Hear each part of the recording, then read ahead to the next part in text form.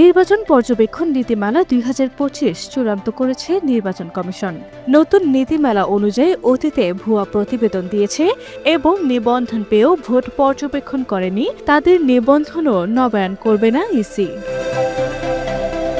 EC সংশ্লিষ্টরা জানান, পর্যবেক্ষণ নীতিমালা সংশোধনের খসড়া চূড়ান্ত করা হয়েছে, এখন কেবল তা জারি করার পালা। নতুন এই নীতিমালা জারি হলে ২০২৩ সালের নীতিমালাটির আর কোনো কার্যকারিতা থাকবে না, ফলে আগের সংস্থাগুলোর নিবন্ধনও বাতিল করা হতে পারে। পূর্বের নীতিমালায় পর্যবেক্ষক হওয়ায় ন্যূনতম শিক্ষাগত যোগ্যতা এসএসসি বা সমমান ছিল। বাংলাদেশের প্রথম ইমিউনিটি বুস্টার সমৃদ্ধ ফ্যান্টাস্টিক হ্যাপি এনার্জি বিস্কিট। নতুন নীতিমালায় পর্যবেক্ষক হতে হলে এইচএসসি বা সমমান পাস হতে হবে, আর সব যোগ্যতা আগের মতোই থাকছে। নিবন্ধন প্রক্রিয়া অংশে নতুন নীতিমালায় ৪.৬ নামে নতুন একটি বিধান যুক্ত করা হয়েছে। আর এতে বলা হয়েছে, ইতোপূর্বে যেসব পর্যবেক্ষক সংস্থা উদ্দেশ্য প্রণোদিত হয়ে প্রতিবেদন দাখিল করেছে তাদের নিবন্ধন দেয়া যাবে না। আবার অন্য একটি জায়গায় বলা হয়, নিবন্ধন পাওয়ার পর একটি জাতীয় ও ৪টি স্থানীয় নির্বাচন পর্যবেক্ষণ না করলে পরবর্তী সময়ে সেই সংস্থার নিবন্ধন নবায়ন করা হবে না।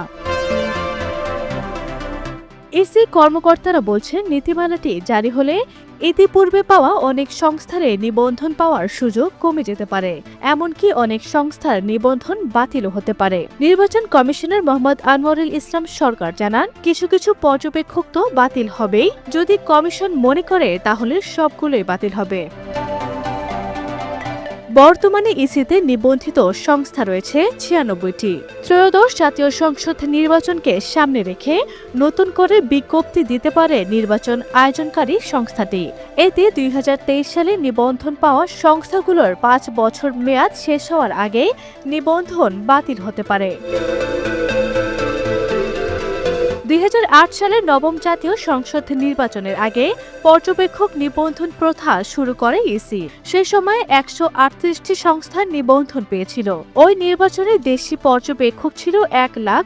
আর সবশেষ ২০২৪ সালে দ্বাদশ সংসদ নির্বাচনে ৯৬টি নিবন্ধিত সংস্থার মধ্যে ৮০টির মতো সংস্থার ২০,২৫৬ জন ভোট দেখেছেন।